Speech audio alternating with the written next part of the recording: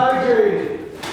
So, we're kicking off today with someone I'm so excited. So excited to be here. I kicked Scott off. I said, I'm sorry, I am going to do this introduction. And I had to get my pink hair, and I had to get my pink glasses to do, oh wait, I have even got my Women in a Free State t-shirt on. There you go. So we have some powerful, powerful, powerful women in the liberty movement and in the Free State. And one of the women I was so impressed with this year was Caryn Ann Harlos. I heard her on Dave Smith. I said, damn, we got to get this woman to PorcFest. So I went and tried to contact her, and she'd do the podcast, and she'd do a talk or something. And I lurked in the chat. I said, "You gonna go to PorcFest? Why don't you come to PorcFest? Please come to PorcFest." She goes, "Oh, I can't go to PorcFest. I don't know." I had all these different excuses and stuff, and I kept on bugging her. I kept on bugging her because I really wanted her. And finally, she did something really remarkable, and all of a sudden, a bunch of people crowdfunded her to come to PorcFest. And this happened over the last, 4 days, Stephen? 2 days? Okay, everyone who crowdfunded Caryn Ann, raise your hand. Thank you, thank you. Thank you from me. Thank you for me. Thank you for paying for her here. So anyway, if you don't know who Caryn Ann Harlos is, she is the secretary of the Libertarian National Party, and she just protected and championed New Hampshire. So.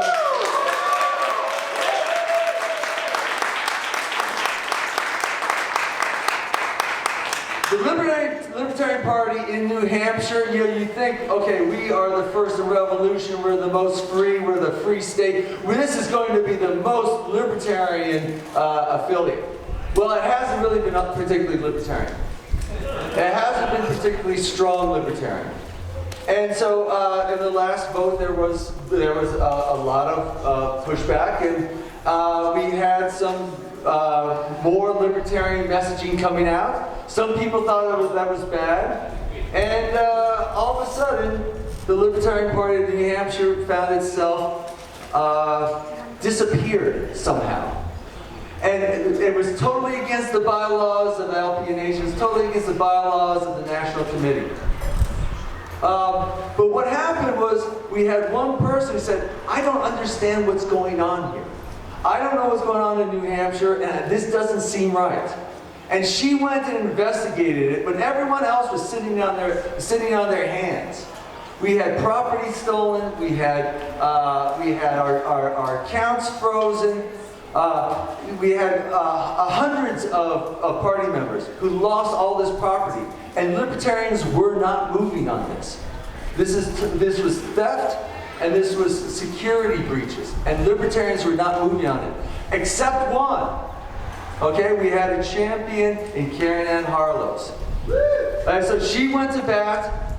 She led the counter. She documented what had happened, and basically now we're in the clear. So one of my heroes is here today, and I'm just so excited to be introducing Caryn Ann Harlos. Give a big round.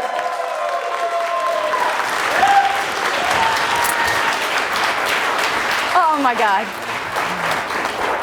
Thank you. This is from one of your admirers. Oh, from her okay. own garden. Awesome. Thank you. Oh, let me get this all up here. Is this? Ooh, this isn't very. Okay, we'll work it out. Is this? Oh, perfect. Well, hello everyone. I'll probably end up getting emotional right away. I wear my heart on my sleeve, as all of you know, and that's kind of what gets me in trouble. Because I also wear my ass on my sleeve quite a bit too. But I cannot tell you how thrilled I am to be here. My life has changed in the past week and a half. And I can't even express how grateful I am. For whatever you guys think I did for you, the debt's been paid in full for what you did for me. Literally what's come out of this for just me doing my job, I felt was my job. The people who helped me, you saved my house. I was in foreclosure, and 2 months of my mortgage had been raised. I had quit my job 4 days before the Florida convention, which was the week before everything went down with you guys, because the job was so abusive, I was borderline suicidal over it. And I was losing my house. So you guys literally have done so much for me. So don't think that it hasn't been reciprocal. And I can't thank you enough. The amount of support that I've gotten over the past week and a half, I've never seen anything like it in my entire life. I've always felt, it's my principles that I'm one of those really hard deontological types. When I think something's right, I don't care if I stand alone. I don't care who hates me. I dig my feet in the ground and I stand there. And I also really deeply feel the injustices of an unequal power balances. And you guys were the underdogs in this. And I had a position of power and I was going to help. So the type of talks I do, I don't organize them. I used to be a very fearful public speaker. When I got married, the pastor thought I was going to faint. Like, he was looking at me like, please don't do that. Until the 2016 convention, I gave the nominating speech for Darryl Perry, and I had it all planned out. And I thought it went decently okay. And then it came time for vice presidential nomination speeches, and Will Coley grabs me, says he lost one of his nominators, would I give his speech? I'm like, sure, when? He's like, right now. And I nearly died. But from that moment on, I was never scared of public speaking again. I got up there and pretty much called Bill Weld a snake and said, and I was the only one, by the way, and I said, I've got a really, really bizarre idea. How about we not nominate somebody who only read our platform 2 weeks ago? That might be a good thing. And, I turned out to be right on that one. The type of talks I like to give, and again, I'll have my notes, but I'll go off script, and that's where I get in trouble. Though these notes, I think, are going to get me in trouble enough. I like audience participation.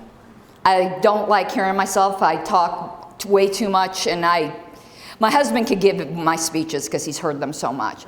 And you guys will hear some repeat things if you heard me on Tom Woods or Dave Smith, but some of you haven't. And usually there's some additional details. So some things probably in the intro you will have heard before. I am the National Secretary for the Libertarian Party. Like Game of Thrones, titles, whatever. The things I'm most proud of, though, is earning the secretary spot, but I'm also the chair of the Libertarian Party Historical Committee. That's where my heart really is at, is in the history of the party. I've done Colorado things. Been two-time chair of the platform committee. I'm interim chair this time, and hopefully permanent chair again, but we shall see. We all have our different stories of how we came to libertarianism, but I'll be taking these on and off. Old sucks, that's all I can say, and I can see and then not see.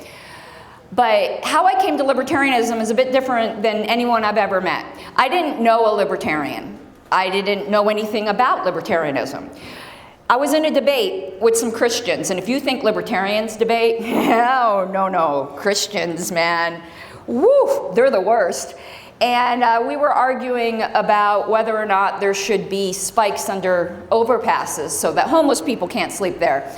And I was appalled because the Christians were arguing for it. And I was from a fundamentalist sect. And it was the type of sex there you go, it was a sexy church. It was one of the sects that when you accepted Jesus, you also accepted the Republican Party into your heart. So I was a registered Republican, but I didn't vote. I hated politics. But it was, a bunch of Republicans that I was arguing with. And they were getting so angry with me for not being in favor of the ass spikes underneath the overpass that they called me a liberal. And back then, you'd rather have been called anything. That was just like, you'd run away like someone's chasing you with a syringe full of AIDS. So I pulled a debate move. It's a very technical term. It's called an ass fact, where you just pull a fact out of your ass, hoping it will get you out. And I said, no, I'm more of a libertarian, because I heard that word and I thought it would get me out of this charge. And then I realized I didn't know what it meant. And the last time I said something I didn't know what it meant, I called myself a hose beast. And if any of you know what that is, that's probably not something you want to call yourself in a Christian forum. So I decided I would better look this up before I have another hose beast incident. So I went to lp.org on lunch. My husband was going out to get me lunch. And I read the platform. Actually, I didn't get through the entire platform. I read the statement of principles and the preamble. At the end of the preamble, I opened a new browser tab and immediately switched my registration on the spot to libertarian. Because it was like the skies opened and the angels sang. And my husband comes back with lunch, and I said, hey, I just switched my voter registration. He's like, to what? You don't vote. And I'm like, well, yeah, you know. And I said, libertarian. And he's like, there's a Libertarian Party? I'm like, yeah, you know, it's interesting. And I thought that would be the end of it, actually, because I didn't plan on voting. But then I saw an ad on Facebook for a t-shirt, and I'm like, fuck, I want that t-shirt. And that actually was the downfall for me, was that fucking t-shirt. So I joined the National Party to get, and I have it with me, actually, to get that t-shirt. So I say it is a magical t-shirt. It's that black long sleeve one that says Libertarian up at the front. And that really sucked me in. But I didn't meet a libertarian for 3 months, and thank fucking God I didn't meet a libertarian for 3 months, because I probably would have ran away screaming. But in those 3 months, I kind of settled into my new identity, which was really a new identity. 6 months prior, I was arguing for single payer, like in front of bunches of people. And that's very embarrassing. I don't know what's worse, the hose beast or the single payer. So I haven't met anyone else with a story like that just simply read the platform. I didn't know a damn thing, and I hated politics. I still hate politics, by the way. I think that's really the only appropriate response for politics. The expression I like to use is that I hate it with the heat of 1,000 burning suns. But the talk today that we'll be getting into is bold messaging. And it's funny, because coming here, I guess it's my reputation that brought me here. But this isn't my first time at the controversy rodeo. And it's funny, when people had said what's going on now, it's like, oh, don't worry about it. Convention's in 10 months. I go, 10 months is a long time. That's 20 more dramas away, at least. And when I was only on the LNC, and I got in the LNC, only been in the party a month and a half. People think the pink hair was just like me being strange. It actually was, I know what I'm doing. It was a marketing strategy. I knew nobody knew me.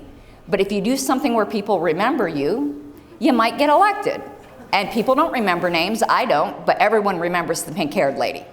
And that's why I dyed my hair pink. It was a marketing strategy to get elected to the LNC. Why did I want to get elected to the LNC? Our former chair, thankfully, not the former, that's another thankfully, but the immediately former chair really had a problem with people who were on the LNC because they didn't like the LNC, but I'm on the LNC because I don't trust it for shit.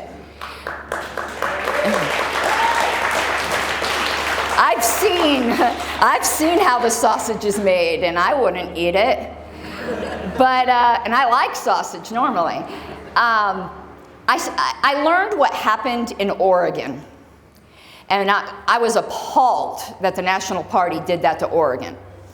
And if you don't know, it's a long-ass story. I'll end up doing it on my show one day. But I researched Oregon obsessively. I was writing for IPR at the time. I've done the most articles on Oregon that there was. And I said if they did it to Oregon, they could do it to Colorado. And I wanted to protect Colorado. And this is what's funny. This actually is like a fulfillment. Is I got on the LNC to protect affiliates. This is the first time I ever got to do it. But I gladly did it. But I have to be honest with you, it was also protecting Colorado in surrogate. And protecting you guys, I'm protecting my own state as well. But that was my whole goal, to get on the LNC. So I feel like, you know, in 2016 when I got on there, it was for here. It was for now. And I couldn't be prouder of you guys and prouder of myself that I was able to do that.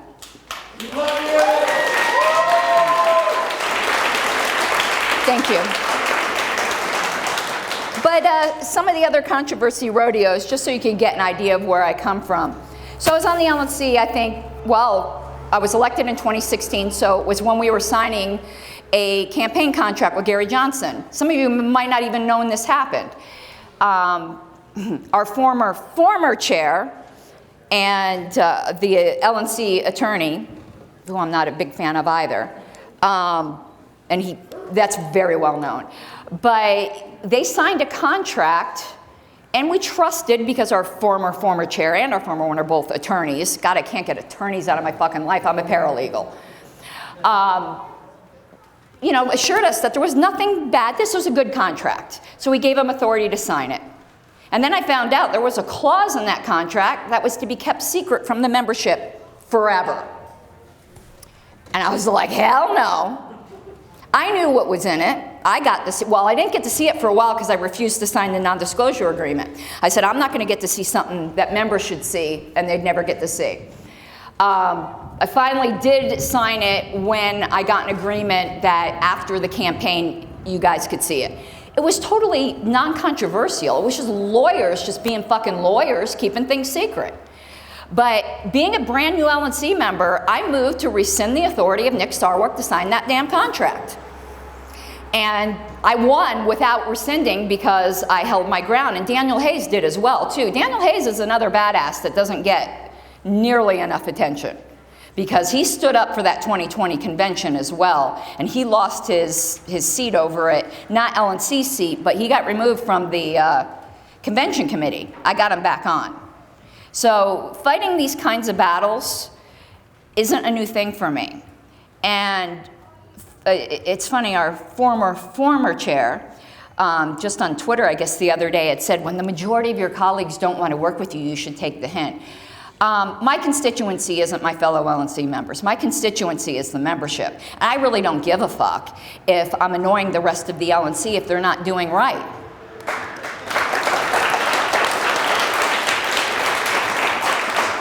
So, but it was funny on that Twitter thread, someone said, didn't you just get noted? So I thought that was pretty funny, the lack of self-awareness there. And I'm not unself-aware that a lot of times, a lot of my fellow LNC members don't like me. But I think that happens with all of them. If they're doing their job, there's institutional inertia. It's not that the people on the LNC are bad people. It's that people who get into power, it makes them weird. And that's why I'm voluntarily term limiting at 3 terms if I get reelected. I think 3 terms in any one seat is enough. Every single person I've seen in their 3rd term goes a little batshit. And I don't care if you go to another seat, but you lose your freshness. Like Alicia Mattson, who was the secretary before me, is the best secretary.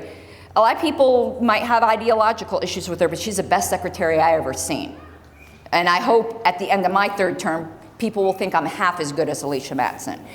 But it got stale. When I first got on the LNC, there was just basic things that could change. Same thing's gonna happen when I lose the seat or when I voluntarily give it up. My successor's gonna come up with things and be like, oh shit, that was pretty obvious. We should always be looking for our successors if we really care about freedom. But, so that's kind of the background. There's probably more controversies I'm just not thinking of, but this one here, this was the doozy, boy. So, if you don't know, the political assassination has been called off upon me. Because I think my legal background, because, you know, working in the legal field, I know how to gunk up the works quite a bit, and I think they saw that this was going to go on till convention, so might as well just end it now. So, when I put this on today, my name badge, I'm like, still here, bitches! But I didn't want to lose my seat. That would have been embarrassing, and it also would have been subverting the will of the delegates, because the charge against me was that I was indecorous. Clutch your pearls. She says fuckers and bitches too many times. And apparently a certain senator, former senator from Nebraska, didn't like that. But the thing is, what people don't understand, it's everyone's different. I walk into a room and go, hello, bitches. It's not an insult. That's just what I do. I mean, fuckers, sometimes I say that fondly, but sometimes not quite so fondly. But if that's what you're more concerned about, rather than, I'm a Christian, so I will make biblical analogies. I make no apologies for that, but it's just wisdom. Where Jesus was talking to the Pharisees of the day, they were the people really concerned about decorum, and said, you tithe of your spice rack, but you neglect the weightier aspects of the law, truth and justice and fairness. And the people on the LNC were more concerned with my potty mouth than the weightier issues of truth and justice and fairness. And I just think that's appalling. And I think the way they were trying to deny me due process was absolutely appalling. Because the fact is, that suspension clause wasn't for people who didn't like their colleagues. It was if you stole shit or you assaulted somebody. Or you had a radical change and were not the person the delegates elected.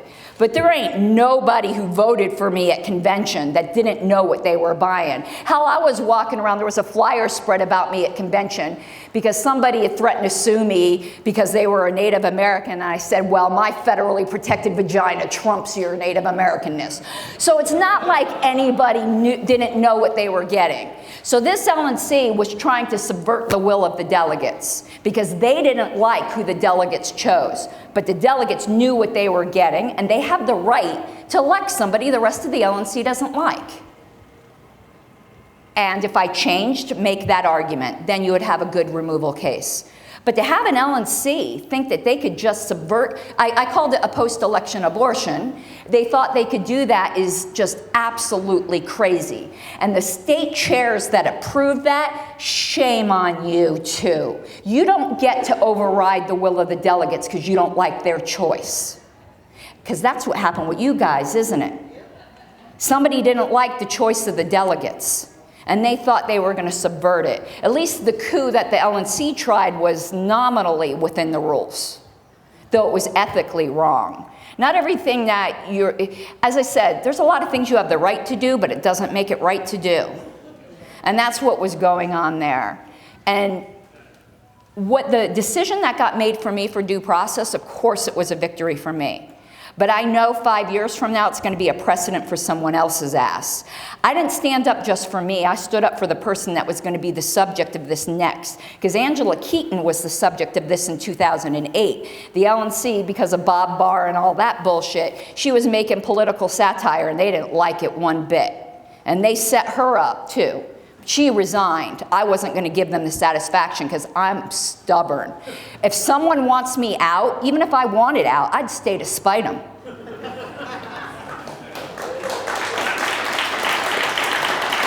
So, as I said, I hate politics, but the fact is politics is going to happen whether you hate it or not. And as our former chair said, the party's who shows up. I guess until you don't like who shows up. So, I often say, as a joke, but it's kind of, most jokes have a reality to it, that's why they're funny. The Libertarian Party is really good at some things, believe it or not. They are really, really good at two things. Taking a small government constitutionalist and turning him into an anarchist in short order, which they did to me in 10 months. But here's the unfortunate part, taking that anarchist then and getting them completely out of politics, which usually happens in the first 2 years. And I think that's very unfortunate because, again, politics is going to happen. And the problem that's happened, there's a lot of problems with the LP, but part of the problems is in the beginning, we actually had minarchists in the party. I don't think I've met an honest-to-God minarchist in a long time. We've become very modal. There's anarchist, and then there's I don't know what the fuck sometimes. And I really wish we would have a bunch of good old-fashioned minarchists. I mean, I joke with them, but hell, I'd be happy if we got to that. I'd find another hobby if we got to actual minarchy. I knew it probably wouldn't last 2 weeks, but I'd have 2 weeks off. That'd be nice. You know? I mean, we've seen that Chia Pet one that said Minarchy Pet, and it says, holy fuck, it keeps growing. So why do I think politics and being involved as an anarchist is important? I don't think of the Libertarian Party as a political party. I think of it as a social movement disguised as a political party, because social change is ahead of political change. Political change only happens when the culture changes first. And that's what I think we need to be good at. And I don't care what anyone thinks about BLM, I'm fascinated by them. They got the whole world talking about abolishing the police. That never would have happened. We can do that, not necessarily with that topic, though I'd be perfectly happy with that topic. I was married to a cop, so I have no love lost there. But whatever the topic is, we can do that. It doesn't take many people to change the world. 12 disciples changed the world for Christianity. One desert nomad changed the world for Islam. The American Revolution was various statistics, but most people agree it was under 10%. We have that. We could do it. But we have to have the fire in our belly, and you do not have the fire in your belly with milk toast, just watered down messaging. Because when you're telling people to go to third party, you're asking a lot. People don't go to the stocks for watered down, pansy ass, messaging. They just don't. There's no reason to. You have to inspire them. You have to make them peaceful revolutionaries. And the LP radicalized the fuck out of me. But I mean it in a good way. Because radical doesn't mean, crazy or whatever. It means going to the root of something. And we need to get back to our radical roots. That doesn't mean there isn't room for the moderates. I'm not a purger. But the moderates can't be driving the messaging. We won't get anywhere if they do. They have every right to be here, and they're really good at some things, and they're going to reach people I can't reach. People go, you shouldn't call yourself an anarchist, it scares people. It's only opened doors for me. Maybe it's because I don't look like I'm about to throw a bomb at you. I'm an almost elderly, pink-haired Colorado housewife, and I'm not that threatening. But for me, people are fascinated when they hear it. So don't make other people... Libertarians are so weird. We're so authoritarian sometimes about how other libertarians have to be. And it's like, you do you, boo-boo. That's what I think. I don't think we should be the party of principle. We should be the you do you, boo-boo. Because most of the time we're the party of principle. So, well, I've been through, I actually did the whole COVID, we'll get into the COVID. I don't want to call it COVID messaging because there wasn't any. All right. So the LP has an image problem, and almost everybody would agree with that. If you say that in any room of libertarians, and we're very good at self-hating, we're better than the Jews and the Catholics at self-hating. And I was raised Catholic, and the guilt is real and the self-hate is real. But we have an image problem. You say this to your average libertarian, and they will nod. They will nod sagely. But it will be for all the wrong reasons to appease all the wrong people. They will agonize about naked dancing man at convention, which nobody else remembers, or the mouthy, pink-haired libertarian secretary, as if anyone else in the world actually gives a flying fuck about either of those two things. They don't. But libertarians will agonize on those two things and navel gaze on those for fucking ever. Why? We don't need government spooks to sabotage us. We're the best sabotaging ourselves with criticisms. It's funny, somebody said, why would Ken want to be chair? I do go very random, I'm sorry. Not sorry. Because we eat our own. If you haven't seen Ken lately, he's the Get Fit Caucus guy. He lost like 100 pounds. Like, oh, he's too skinny for us to eat him now. But I like to compare, speaking of eating, our image problem is similar to an eating disorder. We don't dare taste our own wares. We preach it sometimes, but we don't dare taste our own wares, and we certainly wouldn't dare anyone else to eat it either. Well, you know what? I'm fucking hungry, and I want to taste our own wares. I want a full meal, and I'm done dieting. And anyone who's more offended by the fact that I've probably said fuck 50 times already, then get the fuck out of the way. Because the world is starving for freedom. And if we're locking the key to the larder, then we are just horrible stewards of liberty. and we don't deserve the title of libertarian. That's an honor to have that title. So as John Phillips would say, a fellow LNC member who never was the subject of a suspension motion, though he always told people you can fuck the right off. Somehow it was just a problem when it came out of my mouth. Somebody who's more offended by that can just fuck the right off and get out of the way while I'm preaching to a hungry world. And that the rest of us should be with bold messaging, not bland twaddle, which is what I call it, pap or twaddle, or perfuming the hog, all that, whatever else you might say. So, we didn't start out this way, though, as a party. I don't know how familiar you guys are with party history. And I think that's the real, when I started saying I wanted to preserve the records, the moderates on the LNC said, we have a storehouse of records, why don't we just throw them out? And I had this vision of myself going to Virginia and chaining myself to that damn storage locker like some crazy fucking tree hugger. And when they were trying to throw me off of, they only didn't want to suspend me from the LNC. It was a vindictive son of a bitch motion. They wanted to remove me from all of my committee positions, even though that had nothing to do with anything, including the historical committee. And I'm going, well, the warehouse is right up the street now, and I've got some chains. It's like, I really was having that vision. But our very first press release that I could find, there were probably earlier ones, but the 1974 convention minutes, I guess they didn't have the budget for paper because it was all on the back of these extra press releases. And the press release was, libertarians want to abolish all taxation. You don't hear that from many libertarians today. And what does all mean? All means all, and nothing else. That's what it means. It means all. It means everything. And speaking of press releases, I said about 6 months ago, the Libertarian Party finally put out a press release on COVID. And someone asked me, and this was sad, for or against? And I laughed because that was a legitimate question. I've been screaming for the whole time that we dropped the ball.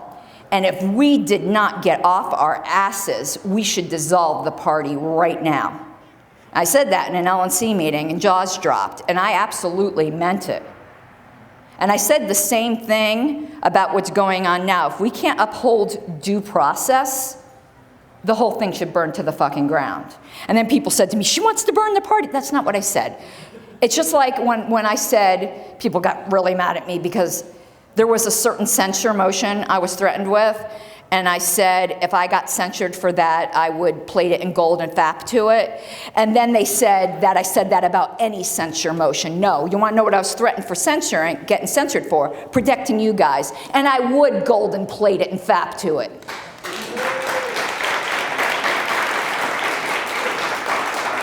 But not any censure. I have my pride. Do you think I wanted to be suspended or censored? That's humiliating. Fuck, I've got a Wikipedia article. I'm a something. I didn't want that on there. I've got my pride, but I got my principles, which is more important than my pride. So, we used to say, abolish the shit and replace it with fucking nothing. But today you hear abolish the income tax and replace it with the fair tax. And that expression just really makes me vomit in my mouth. We used to be hardcore no particular orders, which is liberty's going to come the way liberty's going to come. We can't centrally plan it. We should know that above all people. But today that's not what we're doing.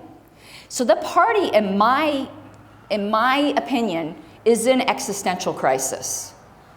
It's rotting from within because we don't believe our own shit. I used to say to fellow Christians sometimes, you don't really believe in hell. And they're like, what? I go, if you really believed in it, that's all you would talk about. You would see your friends and go, oh my God, you don't really believe it. And sometimes I don't think we really believe what we say we believe. If we did, we'd be preaching it more. If we really thought that was the key to human flourishing, we really cared about people. I believe it. I can go, any conversation, my husband walks away, he's like, you go from 0 to anarchy in 60 seconds. I go, I sure do. I don't waste no time. I'm getting old. I often say, I ask people, is there anything in your life that makes you both simultaneously ecstatic and miserable at the same exact time?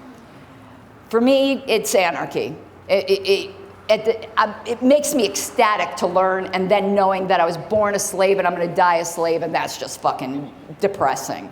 And I would hope to be a little more free, when I finally go to my great reward. So today you're lucky to find one libertarian who will have the guts to say abolish public schools. That's considered controversial now. Most libertarians would rather wet their pants than say an actual libertarian thing. And that's a shame. And so our last ticket, okay, I got to hurry up here, I guess, was a lying CFR gun grabber and a good man, but who was semi-libertarian. I love Gary Johnson. I had the biggest crush on him until people were saying they were going to make a Gary Johnson sex doll for me. And he knows I have the biggest crush on him. At convention, he kept teasing my husband, where'd you find such a hot wife? Gary Johnson, I just love him as a person. But he wanted to kill people over cakes. And why do I say that? Every law is enforced at the point of a gun. And if you got to bake the cake, he was willing to kill people for fucking cakes. That's insane. And you come against that, and the libertarians just think you ran over their dog, backed up and ran him over again. So that's why I appreciated, actually, the child labor tweet that came out of here.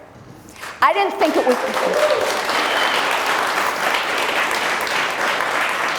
Did I think it was done the most artfully? No. But to me, that's like worrying about that the national secretary says fuck, than rather about the actual work I'm doing. Because you can always learn the message a little bit better. But you dared to say something libertarian, and the libertarians were offended. There used to be a sect in ancient Christianity called the Gnostics. And they were theological snobs who felt that they had the mysteries to life and they had to keep it to themselves and keep it from the hoi polloi. Well, we act like that sometimes. We can handle the truth, but our neighbor can't. No, your neighbor's dying to hear this. And our audience is not the soccer moms in Peoria. It's not the statists who are going to hate us. It's not. There's millions of people out there who are like me that just need to hear it. They are actually dying to hear an actually libertarian thing. And it will resonate for them. Don't be like, we're like Sally Fields. We want the whole world to go, you like us. And then they'll pat us on the head and go, good little toothless, third party, will never get anything done.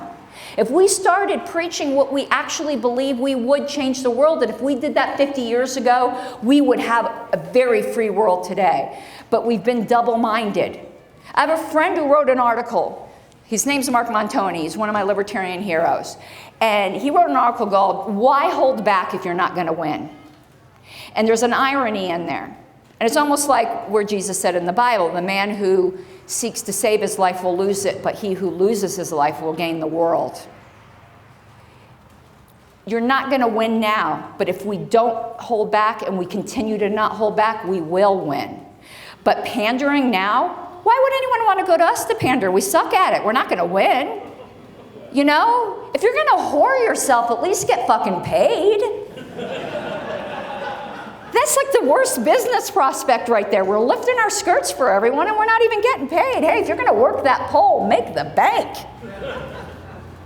The Republicans and Democrats are much better than pandering than us, and they're going to win. So we just not even play that game. Say the truth.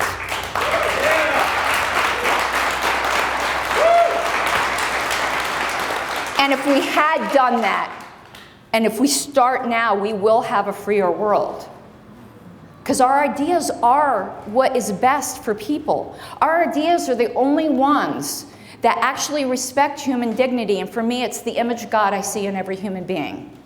Where I would never, I'm a pacifist. I'm not a political one. I don't put it on you guys. Enjoy your guns. It's a religious conviction because I would never destroy an image bearer.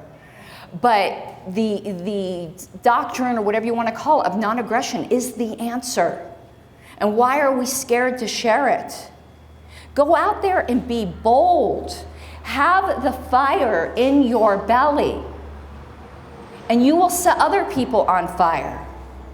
And that is what's going to change the world. I don't care what your issue is. I hate when libertarians go, is that the most important thing today? Fuck off. Whatever's the most important, it's what's most important to that individual. You don't get to tell them what's important to them. You know, if their thing is, I want chickens in my backyard, and that's all they talk about, well then, let them do it. Because my slogan for your libertarian activism is find what you love and let it kill you. And let me tell you, it almost killed me last week, that's for sure. But you will change the world doing that. Find your passion, find your bliss. But if you're going to be a libertarian, let's start changing the world. And that's through only through bold, unabashed, pure, and I don't mean that in a purity spiral, I mean pure as in inspirational, aspirational, libertarian messaging. And it doesn't mean you can't not be libertarian on some issues. We all have our heresies. But just don't pretend it's libertarianism, and I'm fine with that. I'm fine with candidates who have to bake the cake.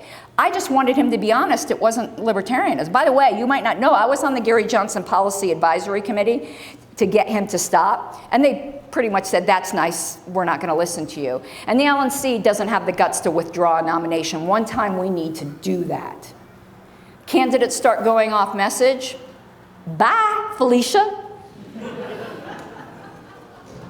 And then I think all of a sudden, we wouldn't be the happy hunting grounds for the bridesmaids of the Republican Party. So, I actually wanted time for questions and answers. We only got like 5 minutes, but is 10 minutes. Does anyone have anything, because your point and go, I could talk for 10 hours. Does anyone have anything? Yes, sir. Pay attention to Heinlein's book, Take Back Your Government, if you can find a copy. Okay, I've never even heard of that. Thank you, I will. Yes?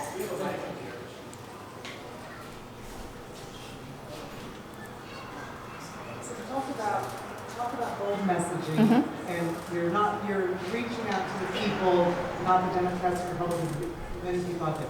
What if you are talking to someone who is clearly on the left? Do you just keep your mouth shut, or do you try to do it anyway when you know you're not going to convince them? Well, you don't know that though. I was preaching single payer. Just say it. They're going to receive it or not. That's not on you. Just say it. And not worry. Your family, and you know it's not going to sit right on them. Do it anyway. If it's the truth and you care about people, you'll tell them the truth. And then move on to more fertile grounds if they don't want to hear it. But we need to stop being scared. Why are we scared?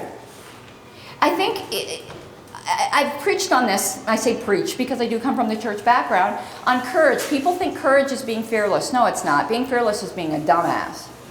The only people who can be brave are people who are scared. I was terrified this past week and a half. Literally. But that's bravery, is being scared and doing it anyway. And that's what we need to do for liberty. Anyone else? Are you scared? Well, I'm going to conclude on that, let them clear up the stage.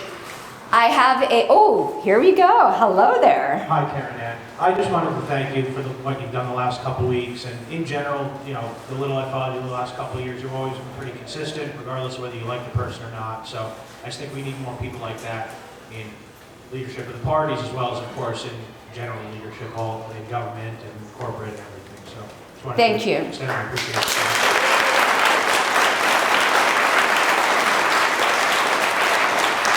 I do think that's important, that you could find the good and say, just because you don't agree with someone or like somebody, there are no angels and demons. Everyone's a little bit of each, and you have to acknowledge the good and accomplishments even of the people you don't particularly care for.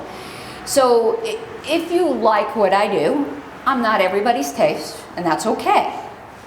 I do have a YouTube channel, Pink Flame of Liberty, and I'm getting skewered because it's monetized. It's a surprise that there's a libertarian who's a capitalist. that to me was also astounding. But also little known, I'm a Robert's Rules of Order person because I went to my first bylaws committee meeting and got the shit kicked out of me by M. Carling and Aaron Starr. And I came out of that meeting and go, what the fuck just happened? That's never gonna happen to me again, and I'm gonna make sure it doesn't happen to other people, because the parliamentary priesthood was running this party. So I've taken it and making it understandable. I've got another YouTube channel called The Cult of RONR, where it says the heretics are in the temple. And I would love to, if you want to check that out, but I also volunteer. I'm getting my parliamentary certificate. I volunteer. I will never charge libertarians. That's my service. But if any of you have a local affiliate, a local group, and you want me to give you guys a seminar on really demystifying Roberts, I'd love to do that for you. Just get in touch with me, because that's another thing a friend of mine do. Because it's for the masses, it's not just for the priesthood. So thank you, everyone, and I'll be here the next few days. I would love to just fellowship with you and do liberty shit. And it's on the record now. I hope another suspension motion isn't coming. But thank you, and I truly do love you all.